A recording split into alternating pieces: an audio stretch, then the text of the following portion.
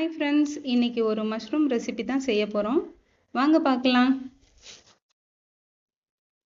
Stove on பண்ணி ஒரு pan வச்சுக்கலாம். தேவையான அளவு எண்ணெய் ஊற்றிக்கலாம். சோம்பு போட்டுக்கலாம். 2 நறுக்கி வச்சிருக்கிற வெங்காயத்தை சேர்த்துக்கலாம். அதில் நல்லா வதக்கிக்கலாம்.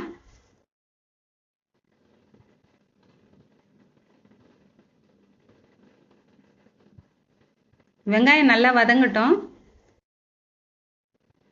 நறுக்கி வச்சிருக்கிற ஒரு பச்சை மிளகாய் அதையும் சேர்த்து வதக்கலாம். கருவேப்பிலை, கொத்தமல்லி போட்டு நல்லா வதக்கிக்கலாம். நறுக்கி வச்சிருக்கிற 2 தக்காளியும் சேர்த்துக்கலாம். நல்லா வதங்கணும்.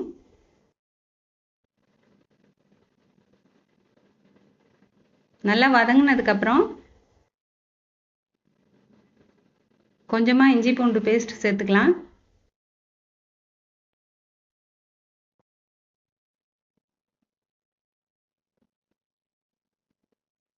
அரை ஸ்பூன் கரம் மசாலா தூள் சேர்த்துக்கலாம். அதையும் நல்லா வதக்கலாம். பச்சை வாசனை போகிற வரைக்கும் வதக்கலாம். தேவையான அளவு குழம்பு மிளகாத்தூள் தான் எடுத்து வச்சுருக்கேன். அது ஒரு 3 டீஸ்பூன் போடுறேன்.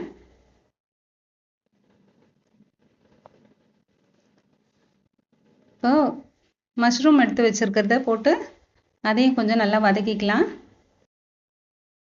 மஷ்ரூம் வதங்குற கேப்பில் ஒரு கைப்பிடி அளவு தேங்காய், 6 முந்திரி எடுத்துக்கலாம். அது ஒரு மிக்ஸி ஜாரில் போட்டு நல்ல ஒரு ஃபைன் பேஸ்ட்டாக அரைச்சிக்கலாம்.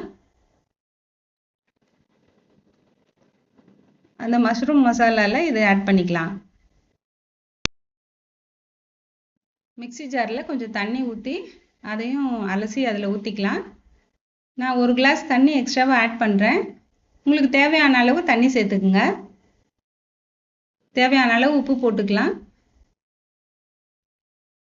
நல்லா கலந்து விட்டு லோ ஃப்ளேமில் ஒரு 10 நிமிஷம் குக் பண்ணி எடுத்துக்கலாம்.